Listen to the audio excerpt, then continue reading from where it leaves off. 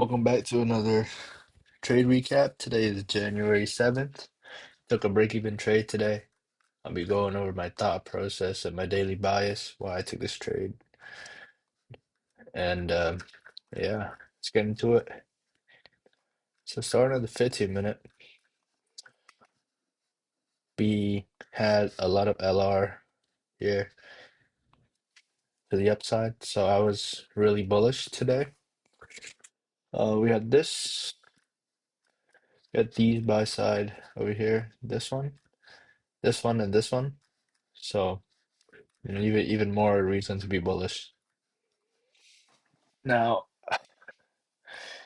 this today, um, we kind of just pumped and then just chopped. It's kind of weird.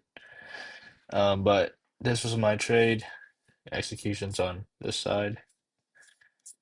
You see, same position.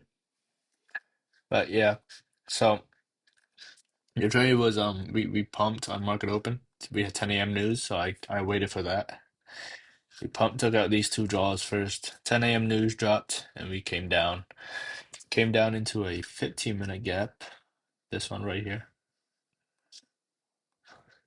This 15-minute gap. While also making an SMT with ES. As you can see, this low, right? Made an SMT with ES with the 930 low.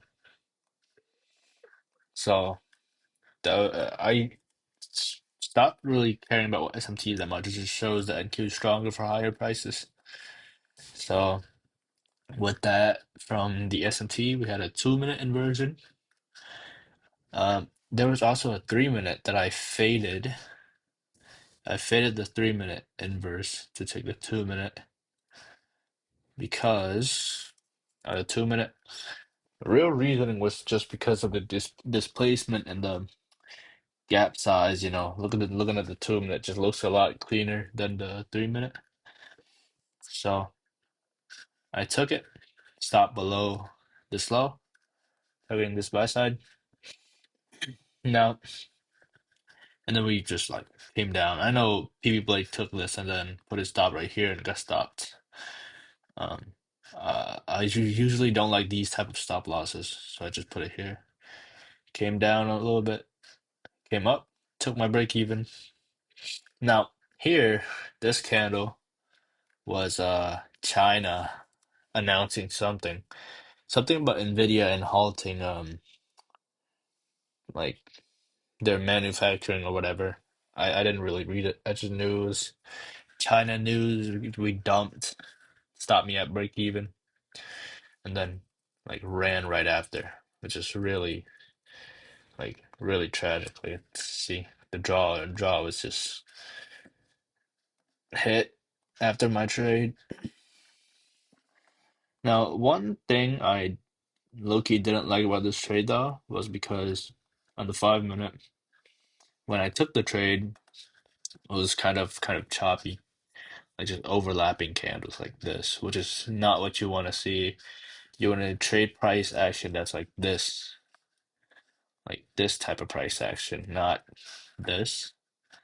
So that's one bad thing about this trade, but I had a feeling we were just gonna run. Guess I was wrong. But other than that, once we got a closure above this up close candle in the 5-minute, oh shit.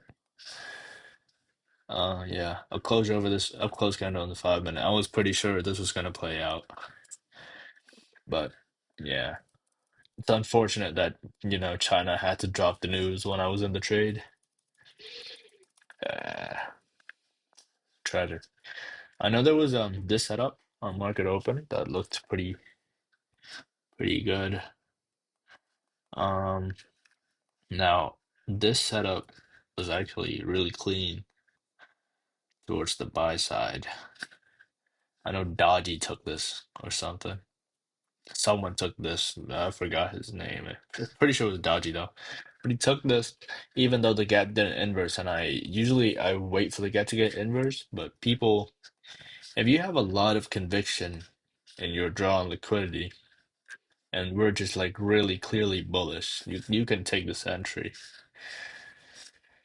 It's usually the safest bet to wait for the inverse, but if you have like crazy conviction, like dodgy, then yeah, you could take a setup like this. Um, Other than that, though, that was my daily recap for today. You know, break even, not too bad. Would have been a win fucking if China locked in for me, but shit. I guess I'll take a break even. It's better than a loss. At least I followed my rules today. You know what I mean? Anyways, have a good night, chat. I'm gonna go to sleep now. Peace. See ya tomorrow if I take a trade.